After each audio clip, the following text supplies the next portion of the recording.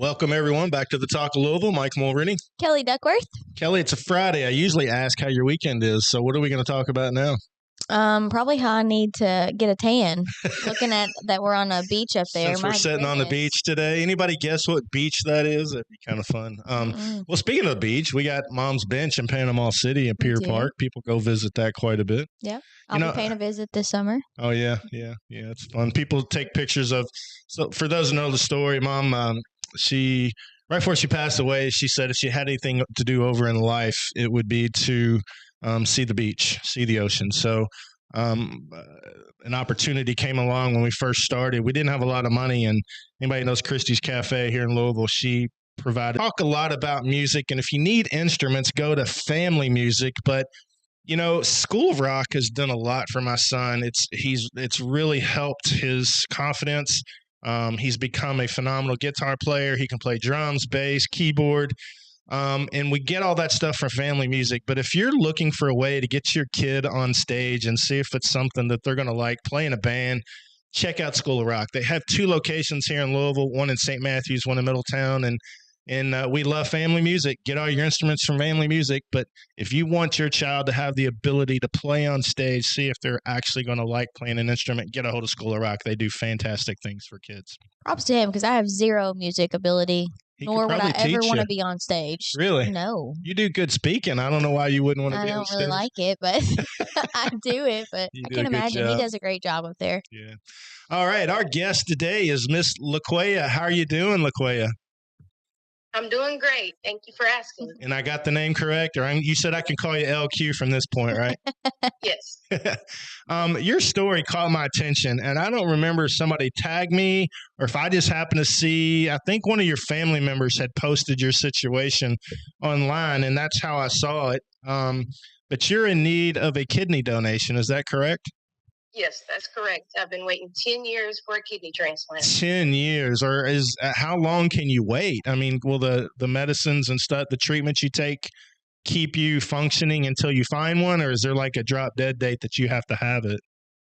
As long as I continue my dialysis treatments, which you can see my machine here behind me, I do 5 days a week. And there's the other option to go in clinic 3 days a week. But as long as I stay on top of my health, like going to my monthly appointments with my kidney team and just following my renal diet and just following the diet that includes monitoring my fluids and just taking care of my heart health, I can still live a long time on dialysis. It's just a kidney transplant would give me full life back. Wow. Where I wouldn't be tailored to a machine. I didn't ask you how old you were. I'm not supposed to ask a woman how old they are, but you look very young. Take a guess. No, I'm just kidding. I'd say 28, 29 maybe. Well, thank you. No? Am I not close? No, I'm actually 35. Are you really? You got a baby face. You look so young. Thank you. I get that quite often. No, you really do. The smile, I think, makes a big difference too. So were you born that way, or is there something happened that the kidney started failing on you? What happened there? So when I was a toddler, I was experiencing some swelling in my left side, and my mom took me to the ER, and I was 3 years old at the time, and we found out immediately that I had a tumor. So I had Wilms tumor, which is a rare kidney cancer that affects a certain age group of children, and I just so happened I had a tumor on my left kidney, so they had to go in and remove the full kidney in order to save me from the cancer. So I don't think I knew that it started with cancer. So that was when you were 2 or 3. Is that what you said? Did they do the surgery then? Yes, they did. They immediately did the surgery same day, and they were able to remove the tumor, but they had to also take my left kidney. Oh, so you only have one kidney then? I did until I was 17, and then I my kidney ended up failing, my right kidney. So I had to go on dialysis then. And while I was in high school, and I was able to get a transplant from a non-living donor. But unfortunately, when I was 25, that transplant completely failed. So I've been waiting since I was 25 for a kidney transplant. Is that normal? I've heard, do transplanted organs have like a life expectancy, or is that something that it should have lasted longer than that? Well, doctors have like a rough estimate, I'll say. So, like for me, and it depends on the health situation of the patient. So, for a non living donor, it could be anywhere from 8 years up to 15. It just all depends on how you care for the organ, how your body reacts to the organ, and if the medications are compatible with your body, and just how your overall health is. But if it's a living donor, the time is unlimited. Like there's no set time frame of how long you can keep a transplant. Okay. So your right kidney started failing, and that's the one that got transplanted and failed? So my right kidney that I was born with failed, and then I got a right kidney transplant, and then that one failed. Oh, Yes, my ma'am. goodness. So you've been through this before. So your day is 8. Aren't you in the medical field too? Did I hear that right when we were having a discussion before? I am. I'm a pre-physician assistant student. I'm hoping to apply for my program this time next year. So I'm working hard for my dialysis chair to get my education. So Good you for could be a you. doctor coming up? Yes. Wow, Oh. that's impressive. That's awesome. Thank you. Explain this room that you're sitting in. Yeah. So this space that I'm sitting in is where I do my treatments. So this right here is my home hemodialysis machine that I hook up to 5 days a week, and I'm responsible for everything that they would do in the clinic. So just cleaning it, to setting it up, to taking it down. My wife sticks me twice every treatment so that I'm able to run. I monitor my own blood pressure. I check my weight. So that's basically that as far as treatment. But this is our inspiration room. This is the room I come if I want to cry, if I want to scream, if I want to laugh, if I want to pray.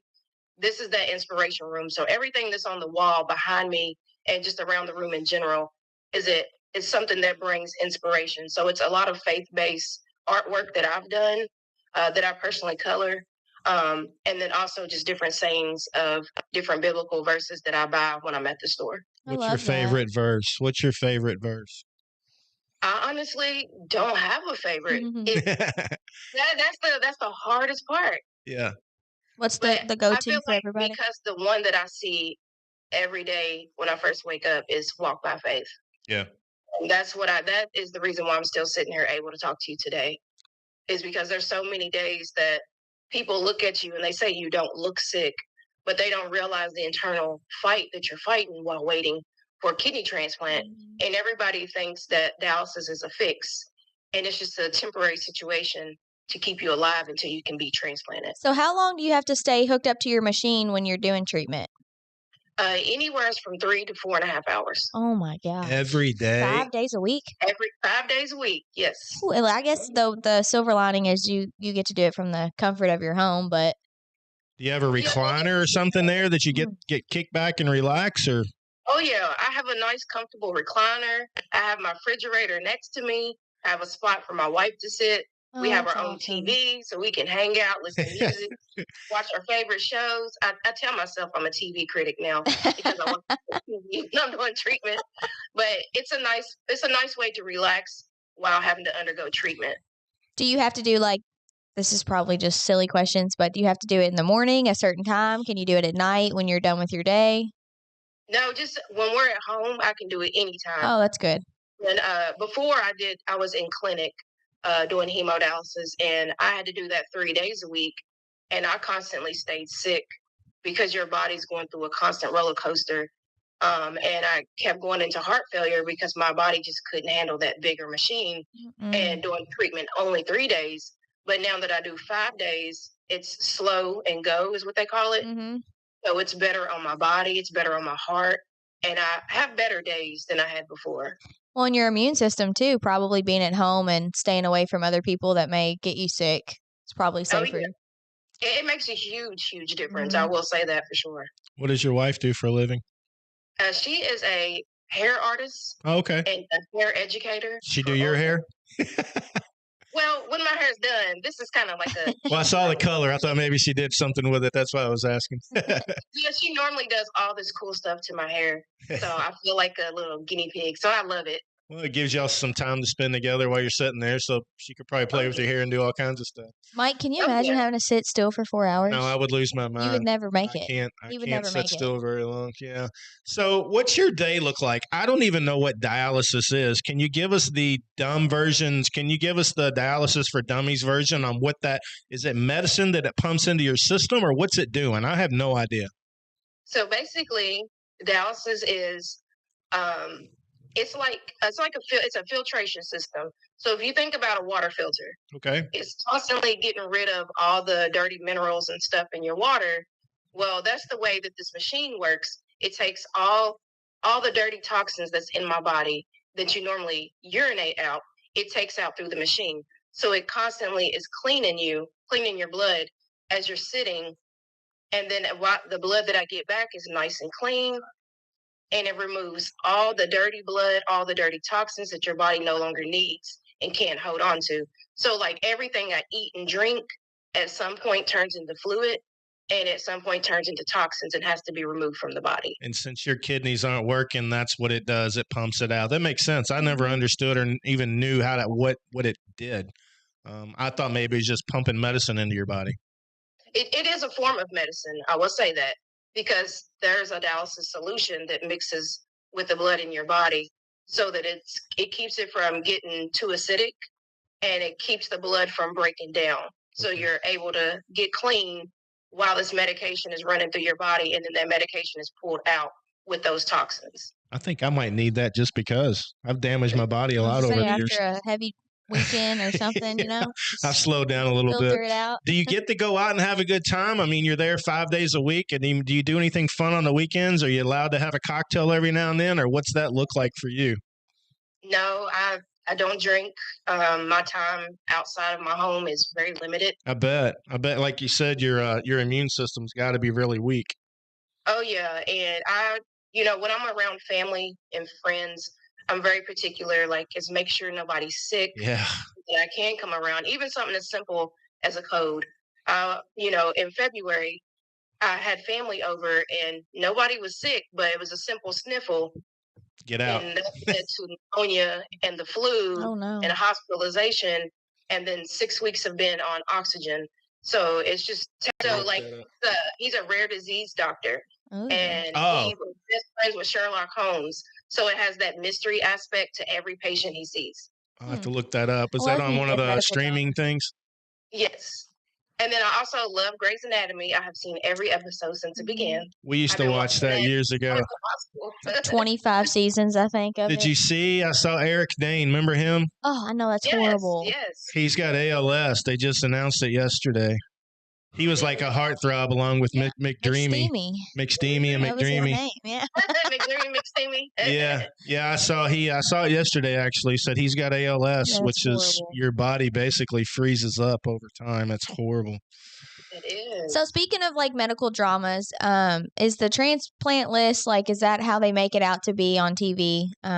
Basically, the healthier you are, the lower down the list you are. Or how's that work? No. I just have to first say this word first and foremost. TV makes transplants seem like a dream.